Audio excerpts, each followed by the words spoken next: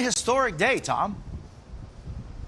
It is indeed. 2 American lives are on the line here. Doug Hurley and Bob Behnken are the 2 astronauts strapped into that SpaceX rocket behind me on the historic launch pad 39A, taking off at 3:22 Eastern Time. 9 Merlin rockets will ignite, lifting the Falcon 9 rocket up to the space station as they accelerate on 1.7 million pounds of thrust. This is a very big deal for all the reasons that you just outlined. And we're now about to go to SpaceX mission control. 45 seconds until the final liftoff. Important to note here, this is a SpaceX mission, a private company's mission with NASA astronauts on board. Mission control is outside of the Kennedy Space Center. It's actually in California. So far, it's been a very smooth countdown, despite the fact that we had bad weather on Wednesday, and we're now down to T-minus 30 seconds and counting here, Jose, as we listen into the final countdown with SpaceX Mission Control. A key word to listen for as we go into this final launch is that maximum Q, max Q you will hear at 58 seconds into the launch, and that is when they have the maximum loads on the spacecraft. Here we go. 6, 5, 4, 3, 2, 1, 0. Ignition. Liftoff of the Falcon 9 and Crew Dragon. Go NASA, go SpaceX. Godspeed, Bob and Doug. America has launched. And so rises a new era of American spaceflight, and with it the ambitions of a new generation continuing the dream. 20 seconds into flight, stage 1 propulsion is nominal.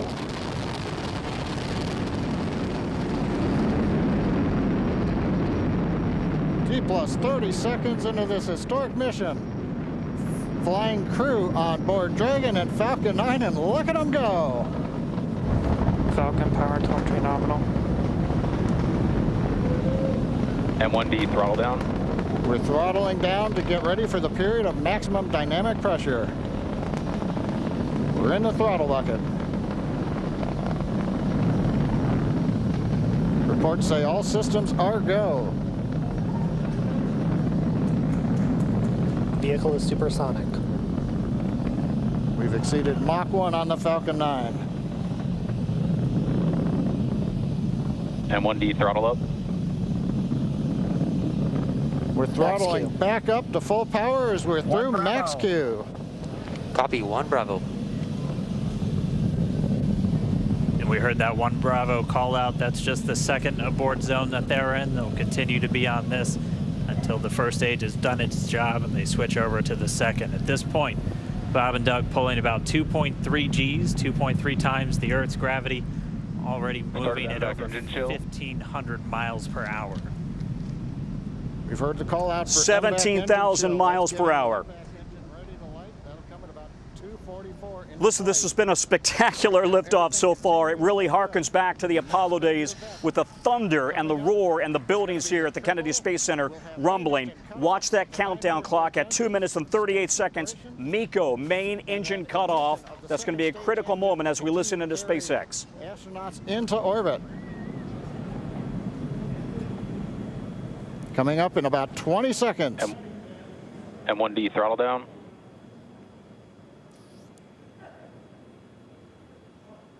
We heard we're throttling down the Merlin engines on the first stage.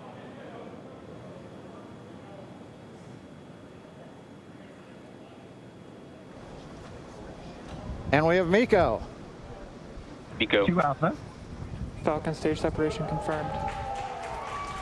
Copy, 2 Alpha. Critical moment there, MECO. Main engine cutoff from the first stage of the rocket now separating, allowing the second stage to continue along with the Dragon at 17,000 miles per hour, headed for the International Space Station. Jose, this could not have gone better. It has been absolutely picture perfect so far. They've got a 19-hour journey to the space station.